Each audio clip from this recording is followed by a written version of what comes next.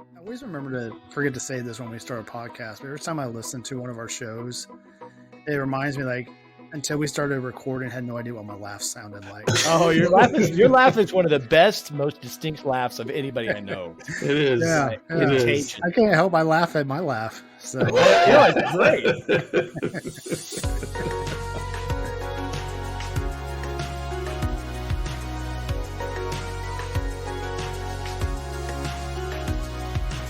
Welcome back to the Wayback Chronicles podcast. My name is Noel Kirsch. I'm here with Keith Abbott and Steve McKelkey. How you doing, guys? doing good. Good. Doing good. Great to be I'm back. so glad that I finally got that out. That's like the fifth take we've done tonight, so nailed it. No, it's more than 5. That's Oh, sorry. Oh, who's counting? Anyway, all right. So tonight, guys, I'm excited. We're dipping into a new decade. We're in the 70s, 1978. So good stuff. I've got my bell bottoms on, ready to go. Excellent. Very good. Very Excellent. So tonight, the topic is 1978 music, and Steve McKelkey has prepared an awesome topic for us. So, Steve, I'm excited about it. Let's hear what you got. good. Yeah, you bet. 7 pages of notes. Not going to Oh go my through all of them, but One thing I got to say is when Steve does his, let's go to the 1995 technology. When McKelkey researches, it's on. So he's had time for this. I'm ready. Yep. I've had plenty of time to dig into this. I'm excited because when 1978 rolled around, I was 5 years old. Keith, I believe you were 6 years old, and then Noel, what? 4 4 years old. So back then, it was definitely a different age of music, and we'll get into the types of music that were out there. But really, what I want to get into first is how are we listening to music in 1978? Oh, yeah. And boy, have things changed to now. But it's sort of fun to go back and think about how we listen to music and some of the memories that we made around music as children and with our families, stuff like that. So one of the main sources, or really the main source for listening to music, was your standard AM FM radio. So which you often AM or AM FM? AM FM radio in 1978. Both of them. Yeah. Okay.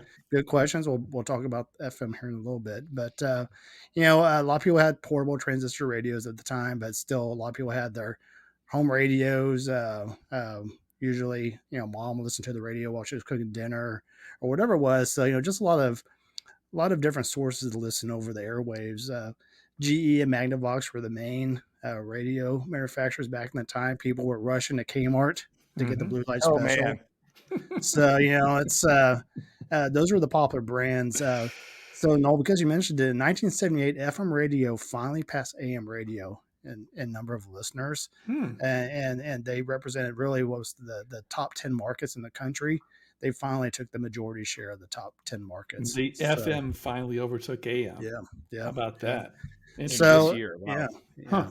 And of course, they the quality of the sound was so much better through FM, and so it became a more popular format, and especially as music was starting to become a bigger part of culture. Which, what definitely was the case in the 70s, post-war time and stuff like that. So everybody wanted to feel good about what's going on in life, and music was part of that. Records and record players were still very popular. And believe it or not, at this time in 1978, record players have been around for 83 years. 83 years? Yeah. So it wasn't a new technology. It was something that was... I still remember mom and dad had all these record players. I remember my grandmother had all these, records, and they were usually like, Ronnie Millsap or, who knows, whatever, Dwight Yoakam, Barbra Streisand. Yeah. And then 8-track cassettes were also very popular at the time. Did you say Dwight Yoakam? Yeah. Yeah, I don't even know. I'm not sure it was back in the 70s, man. I think it was more like Kenny Rogers. Yeah. Kenny Rogers actually in 1978 released his 10-year album. How about that? Oh, wow. Yeah. Jeez. In most cars you could find an 8-track player if they had a component, something beyond just your regular AM FM radio in the car. I remember my grandmother having a 8-track player in her living room or her stereo system, and I thought that was so cool. Yep. But cassette tapes in 1978 were starting to become popular. They actually started in 1963, but really had not become, I guess, the main, medium for listening to music in 1978. But they were starting to become popular. The Walkman was not out yet. So the cassette tape started in 1963.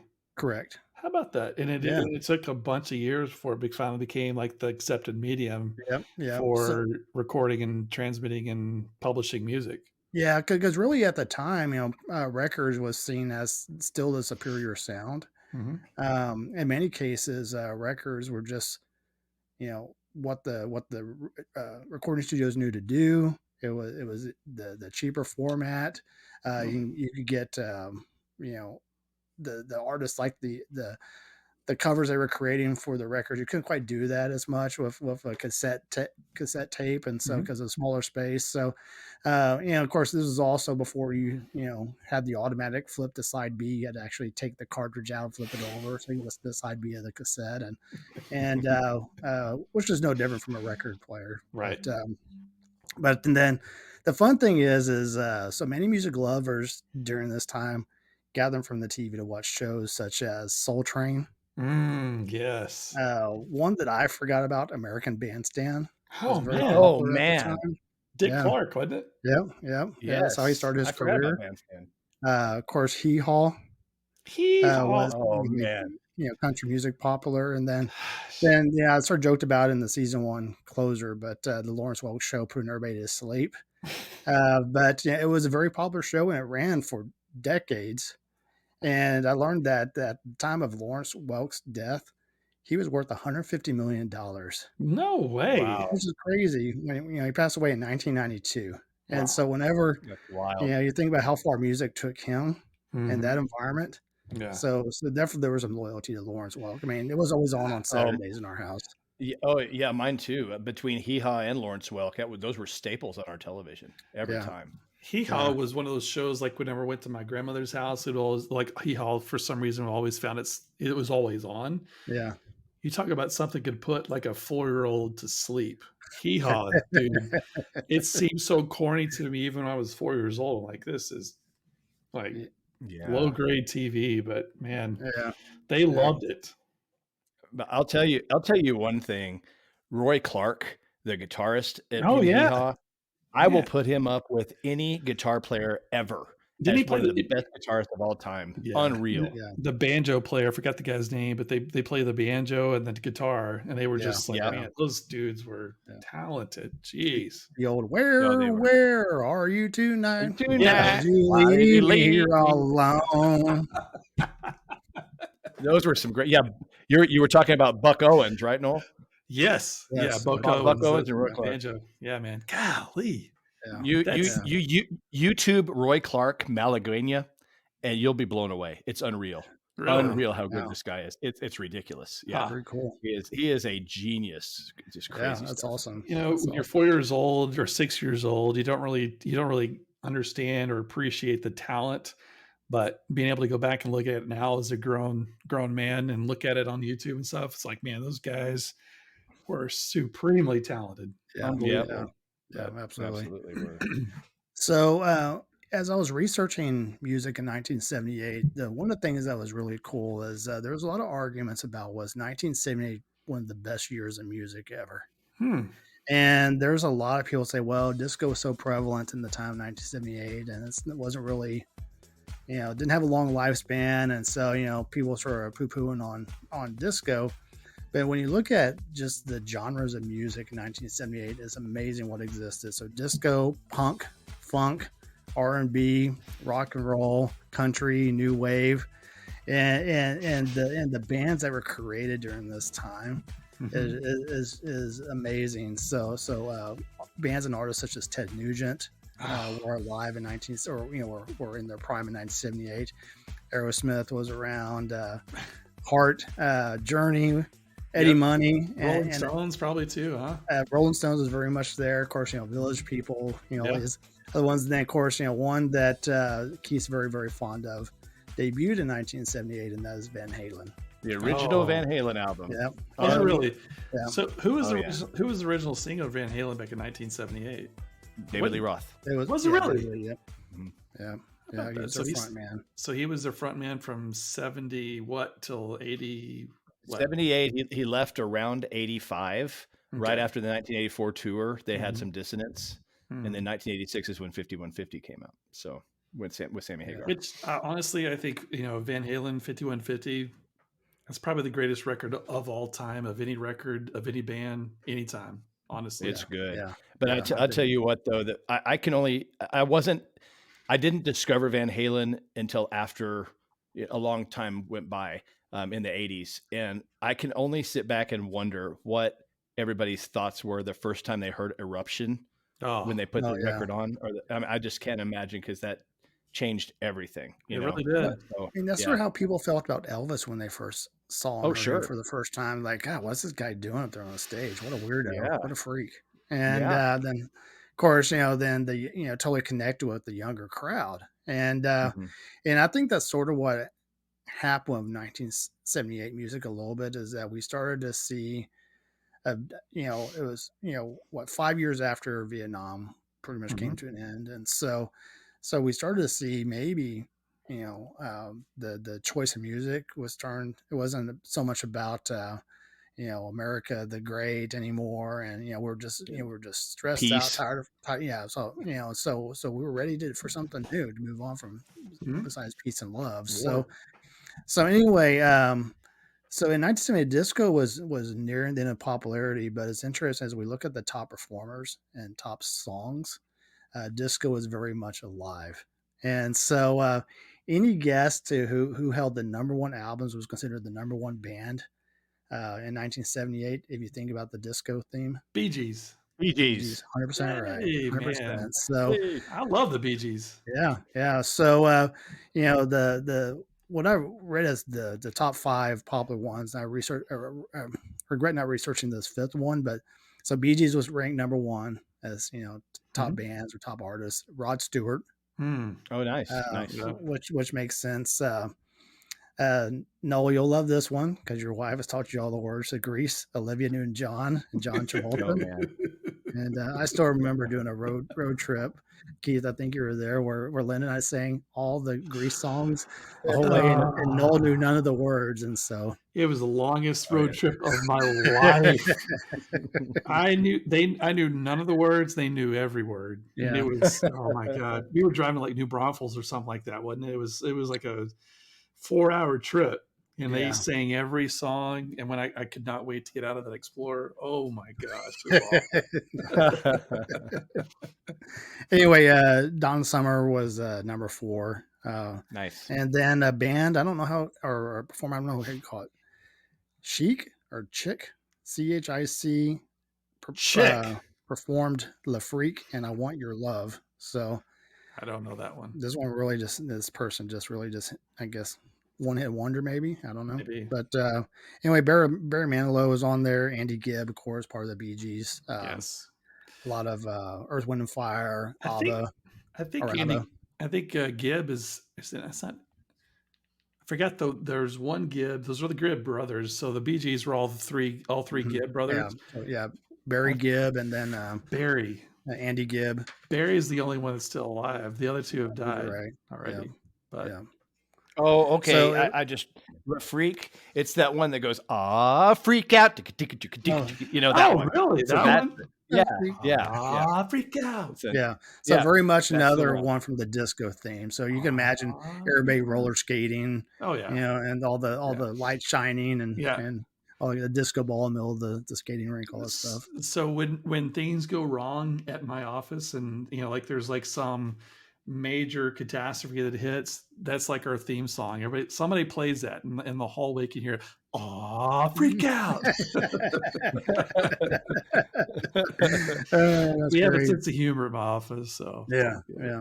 So that's this Chick Le Freak. That's funny. I never knew the name of it. Never knew that. So I mean, the cool thing is we talked about in season 1 recap is how music sort of has stayed the same.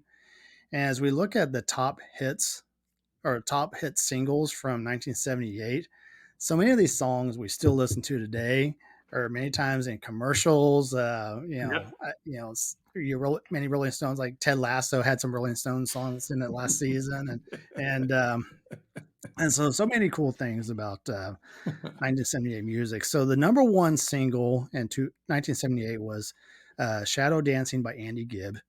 Mhm. And so I didn't, couldn't think what that song was until my wife and I was sort of walking through the top 10 with her. She goes, "Oh my God, I love that song. Let's play it." And then I was like, "I know that song."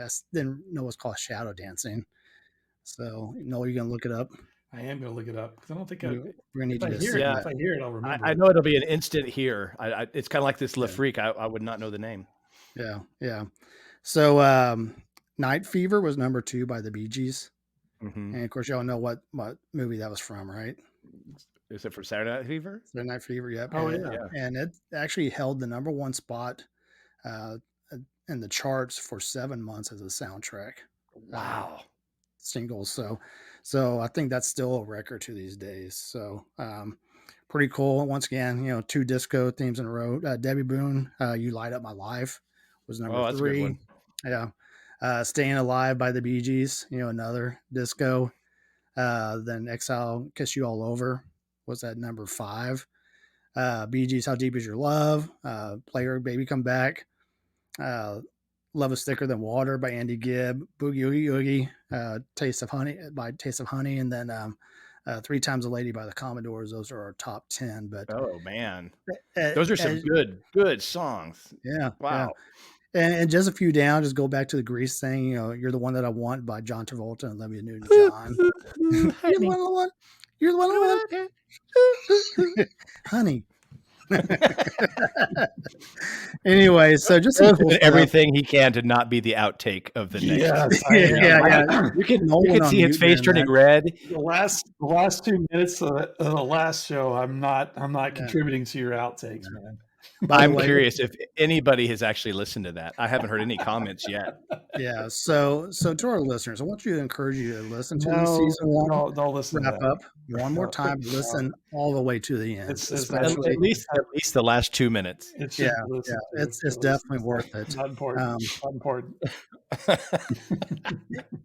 What I love about 1978 is just, when you're looking at, I've only printed up the top 50, but just the range of artists. Not, the Bee Gees sort of dominated the top 10, but after that is a little bit of everybody. So, um, Frankie Valli was still out there with Grease at number 11. Eric Clapton had "Lay Down Sally" at number 15. Mhm. Billy Oh, Joel, nice. "Just the Way You Are" at number 17. Such a great song. Yeah.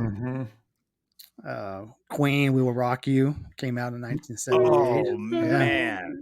I'm Man, surprised that one wasn't higher, by the way. I was surprised not to see Queen higher up on the charts in singles. Meatloaf is on here at number 30. Milo. ABBA, "Take a Chance on Me," which, I feel like Oh, great that resurged again song. while we were in college. Take a chance So, on me. Yeah, yeah, that's a good one. yeah. Oh, Of course, I Donna think you're Summer. right. Some of these stewed a little while before they became really popular. Like Yeah, I think yeah, the football anthems made "We Will yeah, Rock You" so big. You know, yeah, yeah. Bohemian Rhapsody really wasn't that big of a hit until Wayne's after World. absolutely. I mean, after Fred Mercury Yeah. died, and then Wayne's World. I mean, that's when it became like a really big hit, but not Yeah. before that. I just think Bohemian Rhapsody was just so different from so much Mhm. else on the It airwaves that was. people were like, That guy is a what? freak out. Yeah, That guy but has nightmares when he sleeps. Right. So, anyway, so again, like Randy Newman was on here, Paul Simon was on here, Rod Stewart. So Roberta Flack, Kansas was on here as well. So just some really What did they have? cool stuff. What Kansas song was it? Kansas "Carry On My Wayward was Song" or Topeka. Dust in Wind"? the Wind. Oh, Dustin. Oh, Yeah, so that's good. that is Yeah. one of the best songs of all time, if you ask me. It really is. I agree. Mhm. I really think that I could take this top 50, put it on a playlist, and we would probably listen to it nonstop. Mhm. It's That's just how good amazing. 1978 was. So, It anyway, makes me want so to go into a new Spotify playlist doing an Yeah, earlier. yeah. Ooh, that's a great idea. maybe an idea. Yeah, I like Yes. it. 1978 music, the playlist from 1978. Man, I'd listen to it. Yeah, I may have to do absolutely. that. I may have to do that. It's a So, good idea. as we look at artists and bands that debuted in 1978, we already mentioned Van Halen. We'll mention that again, but one of the first artists to release in 1978 was the album "Come Get It" by Rick James, and Okay. So that's the world didn't exist with Rick James until 1978. Then the Cars Oh debuted their album wow. in 1978. That was their debut album in Yeah, 1978. Oh yep. man, I The, love the Cars. The Gosh, cars were great. the album was called The Cars. yeah, it's And creative. which, by the way, cracked me up because that was also like how Van Halen titled their first album, Van Halen. Yeah. I mean, And so there's that to me is probably like a deadline that the musical types they're not very good at like deadlines and stuff. They're like, guys, we have to know what is your title album going to be called. And they're like, I don't know, just name Van it whatever. Halen. Van Halen for crying out loud. Yeah, they were running late. Call it the Cars. I don't care. I'm just here to sing. If they're buying the album because of the title and not the music, what's wrong with them anyway? Yeah, it's called the Cars. I don't care. We just call whatever. Yeah, it sucks. That's stupid. We just sing. That's probably what it was like. But so Prince debuted his first album in 1978. The album was called For You. So wait. Oh, So wow. the Cars, Prince, Rick James, Van Halen's next. Van Halen debuted in 1978. Yeah, they released on February 10th, 1978. My God. And their first album sold more than 10 million copies in the United States. So Huge. What huge. a year for music. yeah, and I'm only halfway through the list, by the way. Sorry. So Shaka Khan released her first album in 1978. Chaka Khan. Cleverly Shaka Khan. titled Shaka. Shaka Khan. Chaka Khan. That's all we know. Chaka Khan. That's all I know. Repeating that, Chaka yeah. Khan. Yep.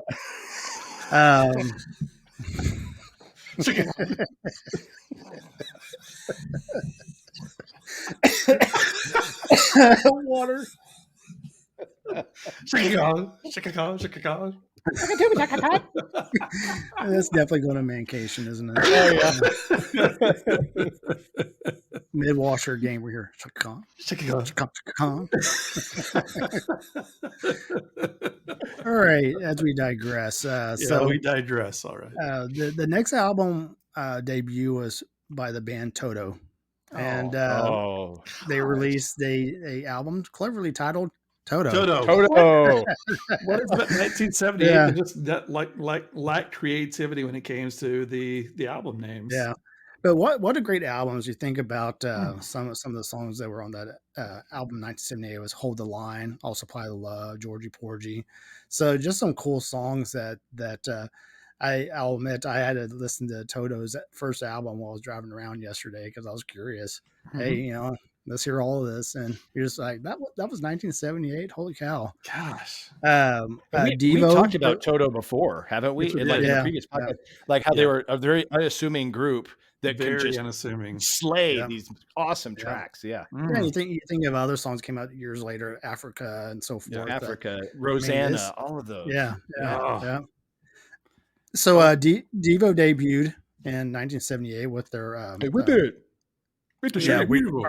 Not Men? It was the name of their album. Hey, Devo. Yeah. And then of course one of the biggest movies of 1978 was the Blues Brothers. And it resulted in the debut of the Briefcase Full of Blues album by Dan Aykroyd. I'm forgot the John? Yeah, John Belushi. Anyway, it's cool. And then one thing that was, so we also had Dire Straits release their first debut album. Money for Nothing, baby. Yeah. Isn't that crazy? Sultans of Swing was on that. First album called Sultans of Swing is amazing. To answer your question, no, their first album was called Dire Straits. Oh, there you go. Crap, there we go. Yeah. And then one thing that was cool, so Kiss the band had already been around for years now, but in 1978 they decided that, and this was a coordinated effort, that each member of the band would release their own solo debut album. 1978. Oh, wow. So Ace Frehley, lead guitarist for Kiss, he launched a debut album. Peter Criss, the drummer, Paul Stanley, rhythm guitarist and lead vocalist, and then Gene Simmons. Gene Simmons was unique in his album that was more orchestral, a little bit outside the box. But actually, Paul Stanley actually had a lot of singles that they actually started to perform as a band again on future concert tours and Oh, that's stuff like cool. that. So very cool. So I didn't know so that. Awesome. yeah, I did not yeah, know that either. Huh. that's why we research this stuff, find out stuff we didn't know about That's what 1978. we're Of here course, for. There you go. how would we know this at 5 and 6 and 4 years old? So it's Exactly. It's great. yeah, Great point. yeah. So You're like, oh yeah, Paul Stanley's the album. yeah. So Sorry. Dad, can we go to Kmart? I got an album I want to buy. get Paul Stanley. Can I get some makeup? We're out Dixie cups.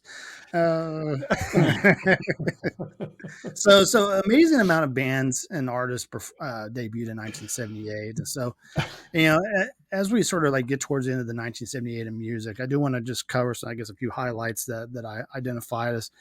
Y'all know the band Simple Minds.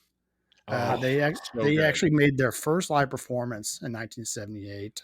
Before they started, even debut the album, but they started their first performances in 1978. And of course, Interesting. they had to do other things. As I mentioned, Saturday Night Fever was a cultural phenomenon. It was the #1 hit soundtrack on the Billboard charts, where it stayed until July. Wild. So on January 28th, by request, Ted Nugent autographs his name into a fan's arm with a Bowie knife in Philadelphia. Oh my gosh. Yeah. Only something Ted Nugent would do. I was going to say that is vintage Nugent right there. Wow. Jeez. And his fans, probably. Can you imagine the liability though these days? Like there's no way that happens in these days. Oh my gosh. Yeah, gosh. No, you were talking about Barry Gibb. He becomes the only songwriter in history to have written 4 consecutive #1 singles on the Billboard's Hot 100 chart. So, wow, how many? 4 consecutive #1 singles. That's so, impressive. So that guy was owning the music world at that time. By the way, I listened to that song, the Shadow Dancing. Never heard it before in my life. Really? I never heard it. Really? Okay. I've heard all of his other hits and stuff, but maybe I just listened to more of it. But disco sort of all sounds the same after a while. It kind of does, yeah.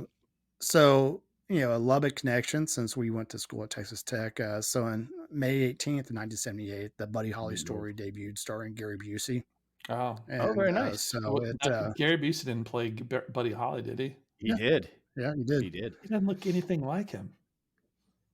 They actually did a really good job. If you see the show, did they really? It's really pretty impressive. Gary Busey doesn't look like anybody but Gary Busey, in my opinion. It's true.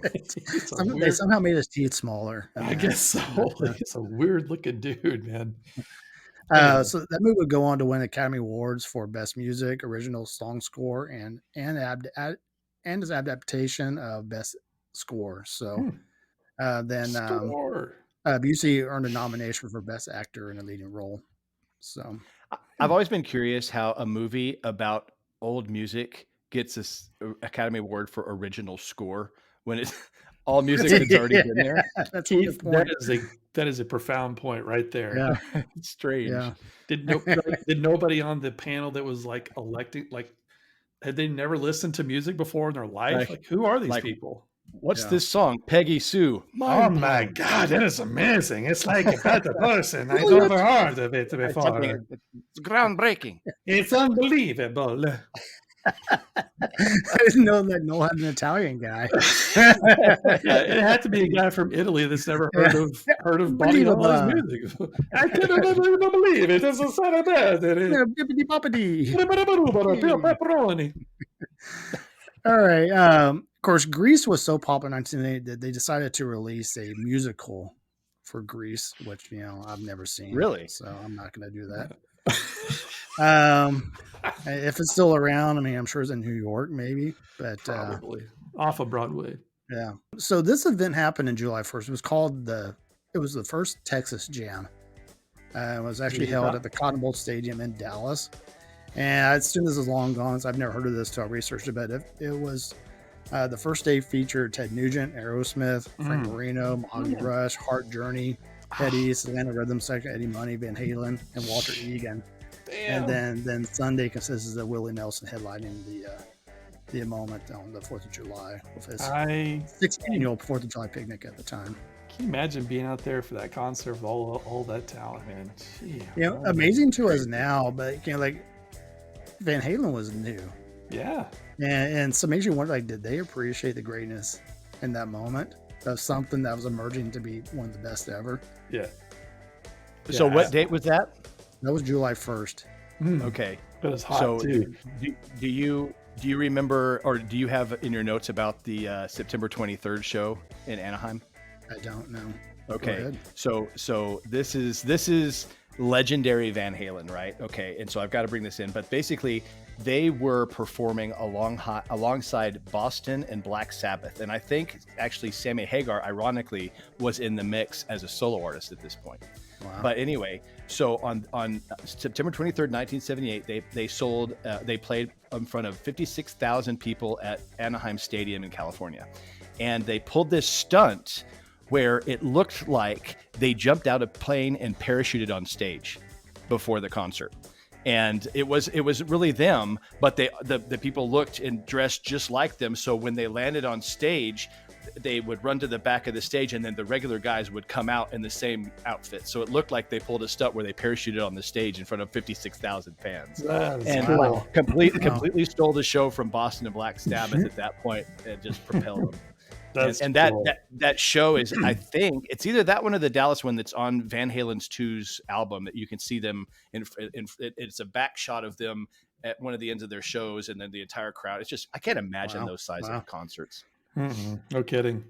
Anyway, digress. Crazy stuff. Sorry. Yeah, that's very cool. So jumping into October 21, so founding members John Taylor and Nick Rhodes named their newly formed band Duran Duran after the character Dr. Durand from the sci-fi film Barbarella. I thought that was an interesting note. I never heard of that. It's I guess a British flick. Yeah, Jane Fonda starred in it. Did they debut in 1978 too with the album named? No, but they formed a band. They did not debut an album at that time, but I'm sure if they had, it would have been called Duran Duran. You know what? Duran Square. All right, and then just a couple more notes. So October 24th, Keith Richards pleads guilty to a reduced charge of possessing heroin in Toronto. I mean, and who wants this as a possess heroin? I mean, come on. I mean, go to San Francisco. I mean, that's like a corner. Exactly, it's like corner, right? Water. Yeah. Then final note, I mentioned it earlier, but so in 1978, Kenny Rogers released his highly successful solo career with the single "The Gambler." And will go on to star in no less than 5 movies based around this song. And that's also year he also released his 10-year album. So Kenny Rogers wasn't just a great singles artist, but he was also just a great musician and had so much influence in so many other bands and genres of music. Man could roast a mean chicken too. yes. From Seinfeld.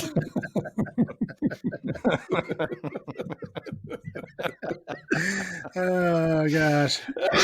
Anyway, so I don't know if 1978's the best year in music, but I don't know how many years we're gonna talk about in the future and see more amazing bands and artists debut in one year. Right, that's big time. And really, just the mainstay of music still 35 years later. Those songs, I'm sorry, 45 years later, those songs that are just still we hear. They're on our commercials. Or it's part of our life still 45 years later. So anyway, it's a very cool. That's way back 1978 music. Good job, Steve. Yeah, that's awesome. It just blows my mind. Remember, like 4 months ago, we're like 84 won't be beat, and it's like, I can't remember what Twitter user profile I was on the other day, but it asked that question. I think it might have been Rock and Roll Garage, which if y'all are music fans, definitely really follow them on Twitter. But the question was, what was the greatest year in music? And 78 was brought up. There were a couple of 60s that when they were going through all of the names of the bands, I was like, wow, and some 80s, 86 was in there. I think 84 was in there. I think 90 something. There was a few years that were, but the 70s were pretty loaded. I mean, there were a lot of really, really great things. And man, 78 is going to be, it's got to be up there with what you're telling us. That's huge. Yeah. there's other artists out there like the Jacksons before they became the Jackson 5, and then ultimately launching Michael Jackson's career. I mean, they were alive and further down the top 100 for singles, but it's just amazing year, just the variety of music, all the different genres out there, and it's like I said, we should absolutely create a Spotify playlist just for the purpose of. I think I will. I'm gonna totally do it, man. Totally do it. I'll get with you, and we're gonna launch that this freaking week when we release this show, because that sounds good. That's just too good to not do. That's pretty impressive. Awesome. I like that. Yeah. Very cool. Well, thanks everybody. And good job, Steve. Keith, we close this up. Yeah, Steve, that was a great 1978 music. Everybody, go give a listen to some of those if you don't know the names. I'm pretty sure you will definitely know the melodies, the sounds.